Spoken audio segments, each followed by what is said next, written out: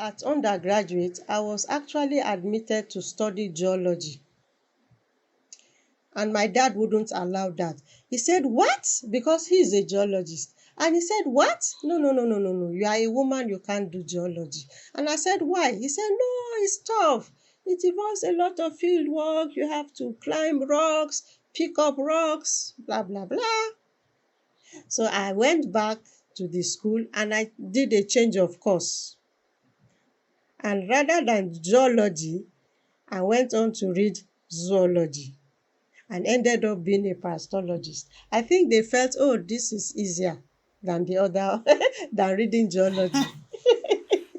Which one do you think in the end might have been the easier choice? I don't think any is easier. I don't think any is. That's Jackie Badaki. She's now a professor at the Department of Biological Sciences at Nigeria's Federal University of Lokoja. And while studying parasites may not have turned out to be easier than geology, that didn't stop Professor Badaki from going on to set records in her community. First girl, first child, and right now the only one with a PhD. And in my community, the only one who is a professor, whether a male or female. Welcome back to Africa Science Focus, the show that offers insight into the lives of the scientists that are paving the way to a stronger future for Africa. I'm Michael Kaloki. You've just met this week's science superstar, Jackie Badaki. She's a parasitologist. That's someone who studies parasites in humans or animals. Professor Badaki has devoted her career to studying neglected tropical diseases, many of which are commonly referred to as diseases of poverty. Our editor, Fiona Broom, finds out more. Diseases of poverty are majorly infectious diseases. That is, diseases that are caused by parasites, bacteria, or viruses. They are called diseases of poverty because they are closely linked to poverty or impoverished conditions. For instance, poor housing, poor nutrition, poor sanitation, unsafe water, or even inadequate education. These are conditions that can increase chances of having any of these diseases, and that's why they are called diseases of poverty. And they are mainly found in developing or underdeveloped countries. And why did you want to focus on these diseases? Why diseases of poverty? Yeah, because I live in an area that is underdeveloped as far as I'm concerned. These are the diseases that plague us and normally can be prevented. But again, because of the conditions where we live, there are huge problems here. You've worked all across Nigeria. Which diseases have you focused on in particular during your career? Okay, over the years, I've done researches on helminth infections. Helminths are intestinal worms like the roundworm, whipworm, hookworm. And I've also done some work on lymphatic filariasis. And my focus for the past 10 years have been on lymphatic filariasis. Maybe you've seen people or pictures of people with big legs called elephantiasis. So that is the disease. And the reason why I focus on lymphatic filariasis is it's a disease that has a lot of stigma attached to it. Elephantiasis occurs when parasites carried by mosquitoes are transmitted to people. Infection usually occurs in childhood and can later cause the abnormal enlargement of body parts, such as legs. In 2017, Togo became the first country in Sub-Saharan Africa to eliminate elephantiasis as a public health problem, followed by Malawi in 2020. But the disease is still a major health burden across the continent. About 1/3 of global cases of elephantiasis occur in Sub-Saharan Africa. Professor Badaki has focused much of her research on addressing the stigma around the disease. I discovered that the non-clinical aspect of diseases greatly affect the way people respond to an ailment. It affects when they even seek for treatment. It affects where they seek for help. So all of this strongly resonates with me because so many times with the right attitude, lots of health problems could have been avoided. Like the elephantiasis I just spoke to you about. If not for the PhD, I think I was among the many who felt elephantiasis was not a problem. But when I started the work, I discovered that these people, because it's stigmatized, they actually hide. They wear long flowing gowns, big trousers, so that people don't get to know they have the disease. If I have elephantiasis, the first place I go to will not be a hospital. I will seek spiritual help. And then this delays seeking appropriate treatment. And by the time this fellow goes to one spiritual house to the other, one traditional healer to the other, it gets worse. So by the time this fellow is coming to the hospital, there's little the hospital can do. It's a reason for high divorce rates. If, for instance, a man has hydrocele, which is the enlargement of the scrotum, the woman is expected to stay with him, take care of him.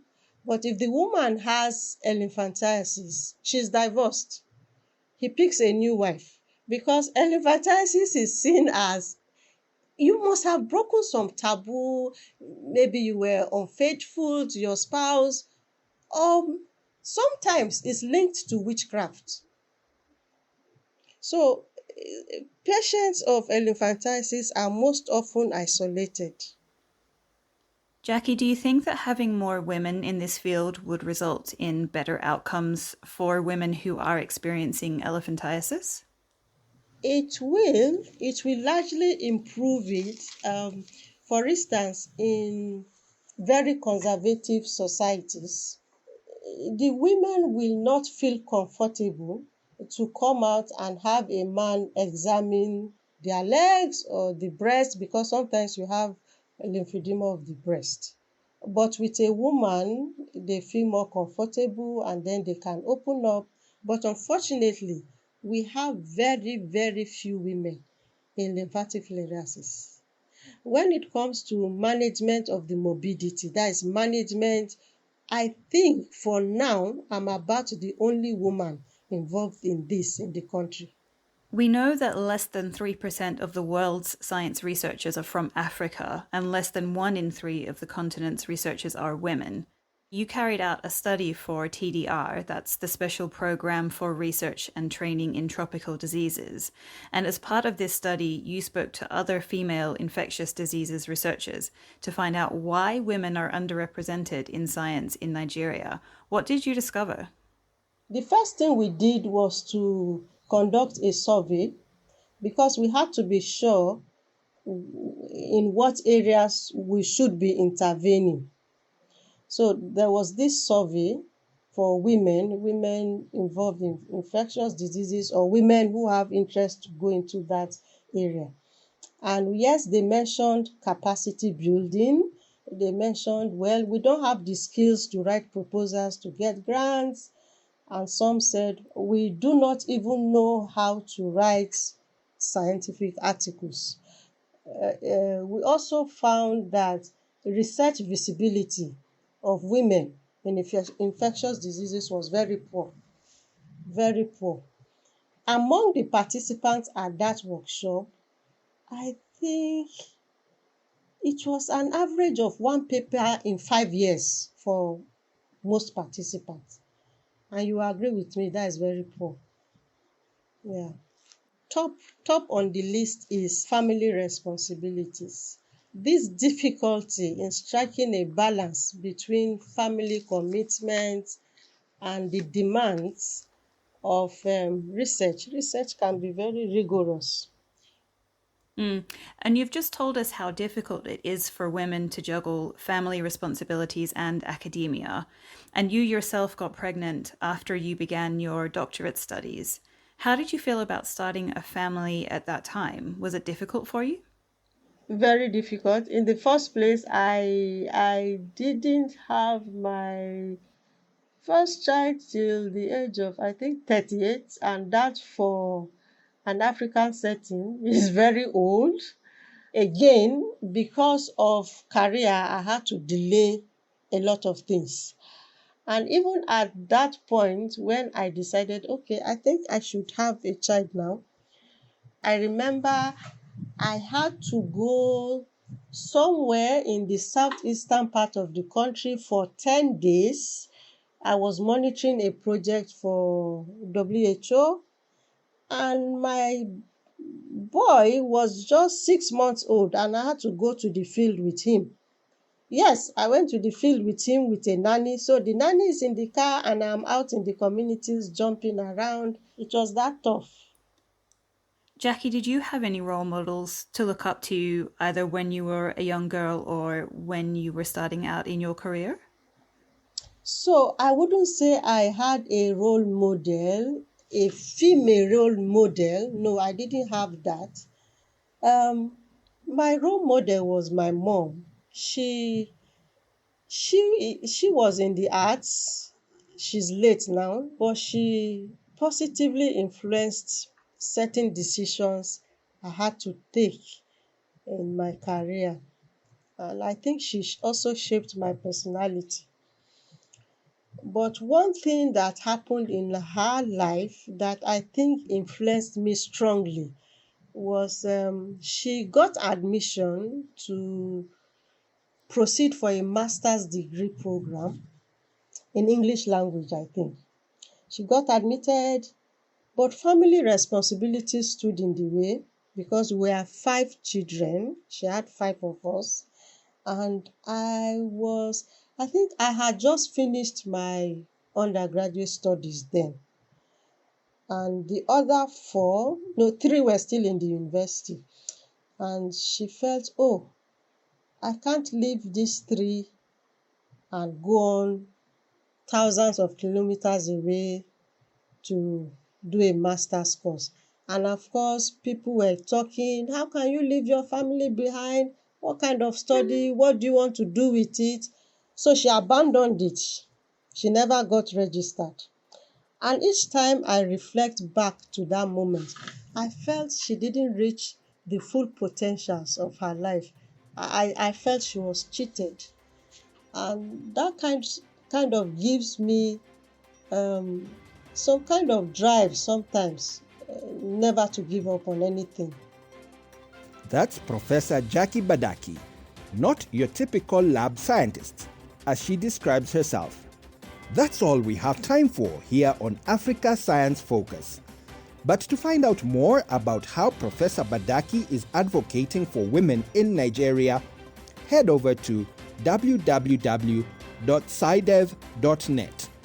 That's www.scidev.net. You can also catch up on all Africa Science Focus episodes on your favorite podcast app. And don't forget to leave a review. Today's program was produced by Harrison Lewis, with editing and reporting by Fiona Broom. Africa Science Focus is produced by SciDevNet and distributed in association with your local radio station. I'm Michael Kaloki. See you again next week. This program was funded by the Carnegie Corporation of New York.